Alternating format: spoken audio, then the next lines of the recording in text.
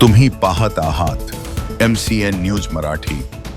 अकोट तालुक्यातील शेतकऱ्यांच्या पाठीशी खंबीरपणे उभे राहत महात्मा फुले ब्रिगेड सामाजिक संघटनेच्या माध्यमातून मुख्यमंत्री बळीराजा पानंद रस्ते योजना पावसाळ्यापूर्वी मंजूर करण्याची मागणी करण्यात आली आहे।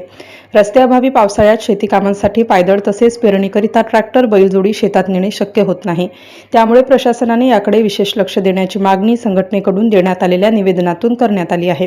त्याचसोबत 2019 पासूनचे नवीन खरेदी केलेले शेतीचे PM किसान योजनेचे वेतन चालू करण्यात यावे व शेतकऱ्यांसाठी रासायनिक खतांची साठे बाजार करणाऱ्या दुकानदारांविरोधात धडक कारवाईची मागणी सुद्धा यामधून करण्यात आली आहे।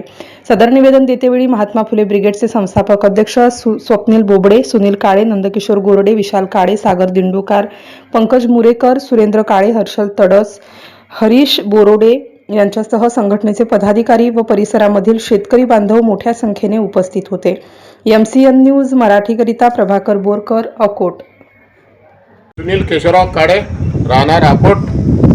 माझं निवेदन देण्याचं कारण हे आहे की 2019 नंतर ज्या खरेदी झालेल्या आहेत ते शेतीच्या ते PM किसान योजना चालू करावी हे सरकारला निवेदन देताना मी देत आहे आणि हे तात्काळ त्यांनी PM किसान योजना हे चालू करण्यात यावी, अन्यथा आम्ही आंदोलन करणार आहे।